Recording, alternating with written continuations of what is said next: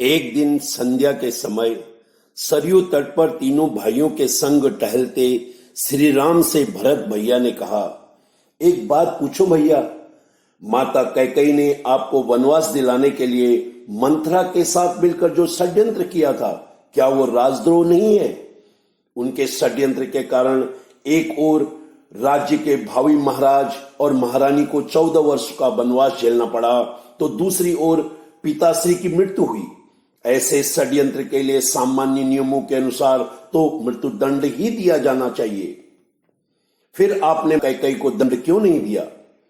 श्री राम मुस्कुराए, बोले, जानते हो भरत, किसी कुल में एक चरित्रवान और धर्मपरायण पुत्र जन्म ले ले तो उसका जीवन उसके असंख्य पीढ़ी के पितरों के अपराधों का प्रायश्चित कर देता है। जिस मां ने तुम जैसे महात्मा को जन्म दिया हो, उसे दंड कैसे दिया जा सकता है?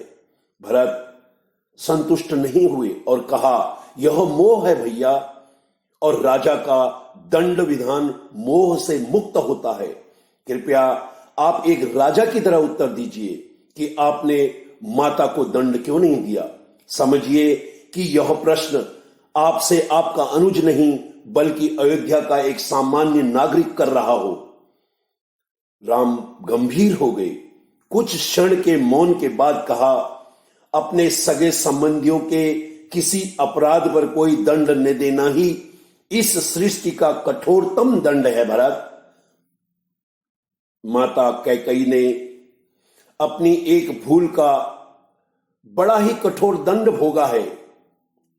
वनवास के 14 वर्षों में हम चारों भाई अपने अपने स्थान से परिस्थितियों से लड़ते रहे, पर माता में हर क्षण मृत्युदंड को भोगती रही। अपनी एक भूल के कारण उन्होंने अपना पति खोया, अपने 4 बेटे खोए, अपना समस्त सुख सम्मान खोया, फिर भी वे उस अपराध बोध से कभी मुक्त न हो सकी। वनवास तो समाप्त हो गया तो पूरा परिवार के सभी शेष सदस्य प्रसन्न और सुखी हो गए, पर वे कभी प्रसन्न न हो सकी। कोई राजा किसी स्त्री को इससे कठोर दंड क्या दे सकता है? मैं तो सदैव यह सोचकर दुखी हो जाता हूं कि मेरे कारण अनायास ही मेरी मैया को इतना कठोर दंड भोगना पड़ा।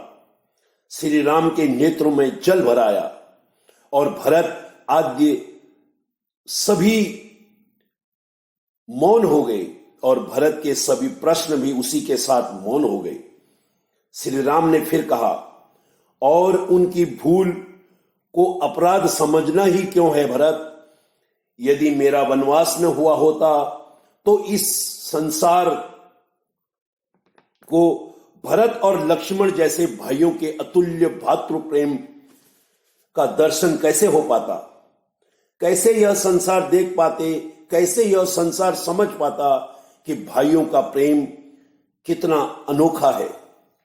मैं तो केवल अपने माता पिता की आज्ञा का पालन मात्र किया, पर तुम दोनों ने तो मेरे स्नेह में 14 वर्षों का वनवास भोगा।